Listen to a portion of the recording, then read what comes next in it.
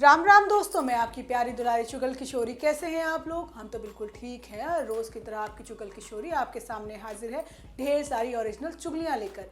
अब अनुपमा में अनुज बन गया है शराबी आशिक, जो अनुपमा से बात करने के लिए मरा जा रहा है और दीपू को देखकर तो जला ही जा रहा है, जबकि टीटू के साथ पाकी कुछ गलत करने वाली है। वहीं ये रिश्ता क्या कहलाता है में अरमान और अभीरा के रोमांस के बीच एक बार फिर रूही आ जाती है, लेकिन बेचारी अभीरा को नहीं पता कि रूही उसका बसा बसाया घर उजाड़ने वाली है। तो वहीं दादिसा ने फूफा की अकल ठिकाने लगा दी है और सारी केस की जो फाइलें थी ना वो वापस ले ली है। जबकि गुमे किसी के प्यार में सभी और भोसले परिवार की इज्जत का फालूदा हो चुका है और यशवंत तो बेचारा हाथ जोड़ने को मजबूर हो गया है। तो ये तो थी मोटा मोटी जानकारी, लेकिन पूरी जानकारी के लिए रोज की तरह आपको हमारा शो देखना होगा। तो चलिए बिना देरी के पहले अनुपमा के सेट पर चलते हैं और जानते हैं कि आज अनुपमा में क्या खास होने वाला है।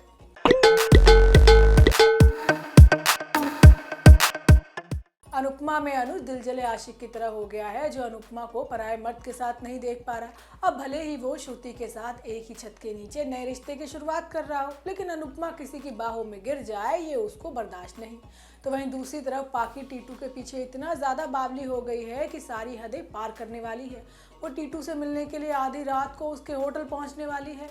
अब वो आधी रात को क्या करेगी, इसके लिए आपको इंतज़ार करना होगा। लेकिन आज होता ये है कि दीपू अनुपमा को ज़िंदगी के दुखों से लड़ने की हिम्मत देता है, लेकिन तभी फिसल कर सीधा अनुपमा दीपू की बाहों में गिर जाती है और अनुज को लगता है कि दोनों के बीच रोमांस चल रहा है। अब अनुज को तो बहुत ज़्यादा बुरा लगता है और वो सीधा दीपू और अनुपमा के पास पहुंच जाता है। अब इस मौके पर तोशु भी अनुज को भड़काने की कोशिश करता है। वो कहता है कि कितनी अजीब बात है ना, पढ़े लिखे होने के बाद भी अमेरिका में लोगों को ढंग की नौकरी नहीं मिलती, लेकिन मम्मी को नौकरी भी मिल गई। अब बॉस ही इतना मेहरबान हो तो क्या ही कहने। इसके बाद चारों मीटिंग करते हैं। अब अनुज दीपू से कहता है कि भाई वो उसके फेस्टिवल में अपनी दुकान लगाए। अब पहले तो दीपू अनुपमा की वजह से मना कर देता है, लेकिन अनुपमा के कहने पर हाँ भी कर देता है। अनुपमा का कहना है कि भाई वो उसकी निजी जिंदगी की वजह से अपने बिजनेस को ना खराब करे। तो वहीं दूसरी तरफ टीटू को लेकर पाखी बावली हो गई है। अब वो नहीं चाहती कि डिम्पी और टीटू की शादी हो। अब काव्या डिम्पी को समझा रही है कि भाई वो सभी चीज़ों को पीछे छोड़कर टीटू से शादी करने के बारे में सोचे। अब ये बात कहाँ पाखी को रास आने वाली है और वो रात को ही टीटू के कमरे में पहुंचने वाली है, जो कि होटल में रह रहा है। वहीं ये रिश्ता क्या कहलाता है में अरमान तो अभीरा का कर्जदार हो गया है और झुक झुक कर उसका शुक्रिया कर रहा है, लेकिन अभीरा का कहना है कि भाई उसने तो ऐसा कुछ बड़ा किया ही नहीं है। चलो युवराज की वजह से ही सही, कम से कम दोनों का रिश्ता मजबूत तो हुआ, लेकिन रूही दोनों के बीच आने का ट्रैक रिकॉर्ड बना रही है। वहीं फूफा सा से कंपनी का सारा काम छीन कर दादिसा ने उसका मोए मोए कर दिया है और सारा काम मनोज यानी अपने छोटे बेटे को दे दिया है। आज होता ये है कि अरमान अभीरा को अपने सीक्रेट जगह पर ले गया है, जहां वो उसे हाथ जोड़कर धन्यवाद बोलता है।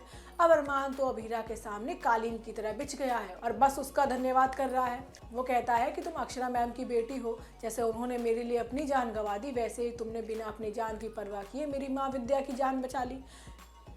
लेकिन अभीरा कहती है कि ये तो बहुत कम है, क्योंकि अरमान ने उसकी जिम्मेदारी उठाई है। मतलब दोनों ही एक दूसरे की भर भर कर तारीफ करते हैं और दोनों के इस प्यार को छिपकर देख रही होती है रूही। अब अरमान रूही के साथ भी थैंक यू खेलने लगता है और तीनों मिलकर खूब मस्ती करते हैं। तो वहीं दूसरी तरफ दादिसा ने फूफा सा यानी संजय को उसकी औकात दिखा दी है और संजय से उसके केस की सारी फाइलें अपने बेटे मनोज को दे दी हैं। लेकिन संजय तो मनोज का ही मजाक बनाता है। वो कहता है कि एक बार को अभीरा केस जीत सकती है, लेकिन मनोज नहीं। इस पर दादिसा कहती है कि मनोज भले ही हमारी फर्म के सारे केस हार जाए या फर्म चले ही ना, लेकिन तुमने तो एक खूनी का केस लिया, ये बात मंजूर नहीं। जिसके बाद पोदार हाउस में सभी लोग गेम खेलते हैं, लेकिन वहाँ से चारू गायब है। अब अपकमिंग एपिसोड में दादिसा चारू की बैंड बजाती नजर आने वाली है। वहीं गुमे किसी के प्यार में सभी और भोसले परिवार की इज्जत का फालूदा हो चुका है और जो रायता फैला है ना उसे तो ईशान भी नहीं समेट पाएगा।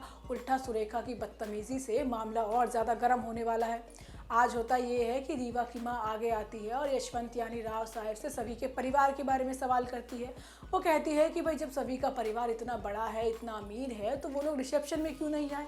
अब सभी का परिवार तो मर गया है, लेकिन यशवंत बात को संभालने की कोशिश करता है, लेकिन रीवा की माँ तो डायनासोर की तरह बस आग ही उगलती है और उस आग में यशवंत की सारी अकड़ जल जाएगी।